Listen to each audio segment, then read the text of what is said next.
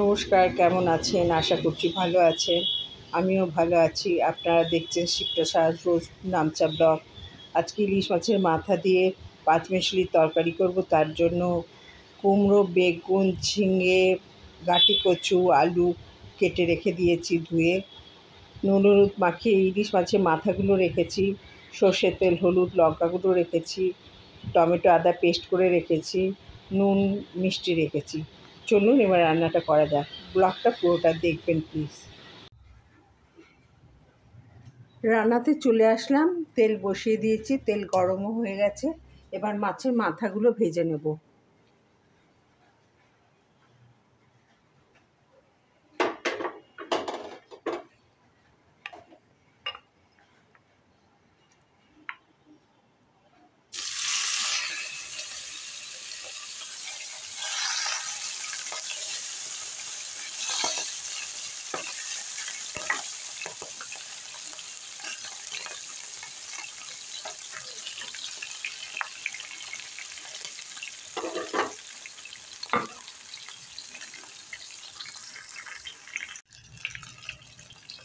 মাছের মাথাগুলো ভাজা হয়ে গেছে, তুলে নেব।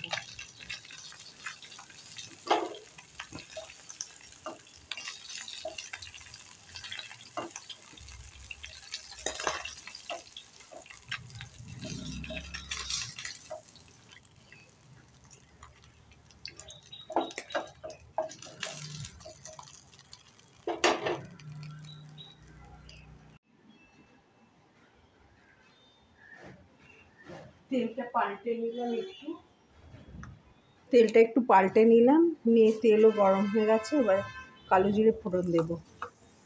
কালো জিরেটা হলে সবজিগুলো দিয়ে দেব।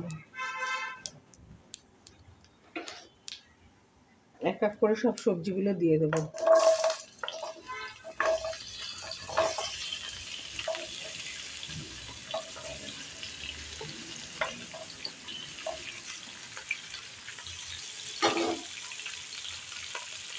নুনটা দিয়ে দেব।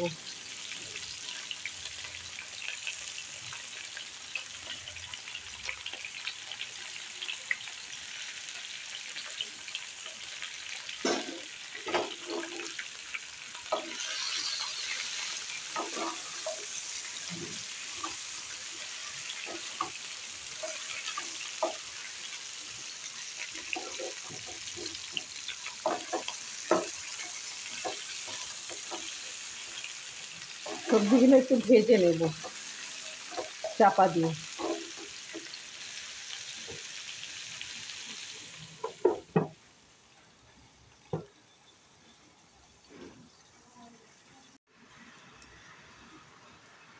সবজিগুলো দেখে এবার কেমন হলো।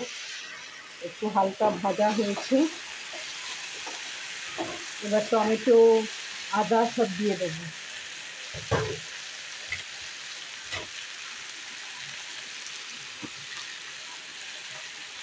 এবার টমেটো পেস্ট, আদা পেস্টটা দিয়ে দিলাম। মিষ্টিটা দিয়ে দিলাম। লঙ্কা গুঁড়োটা দেবো। সব মশলাগুলো দিয়ে দেবো, দিয়ে কষিয়ে নেব। হলুদটা দেবো।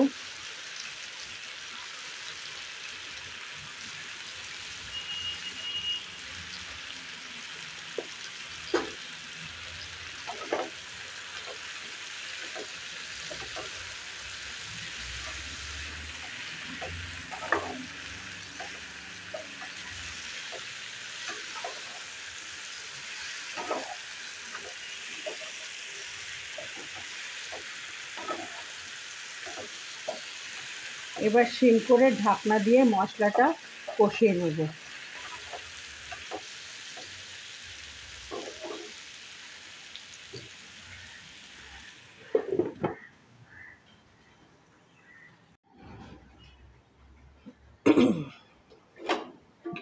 ঢাকনাটা খুলে দেখি মশলা কষা হয়ে গেছে।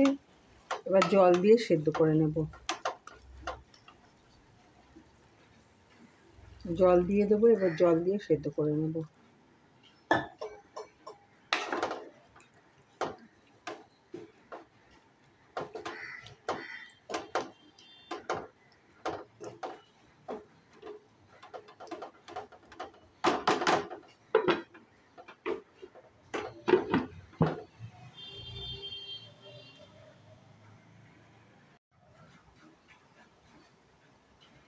এবার চাপাটা খুলে দেখি সবজি সেদ্ধ হয়ে গেছে, জলও কমে গেছে।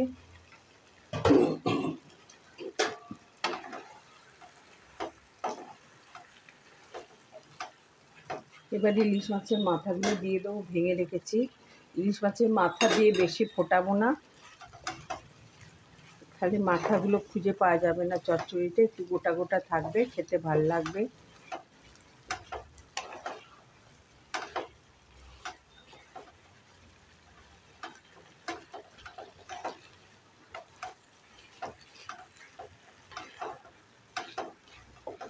হয়ে গেছে, এবার নামিয়ে নেব।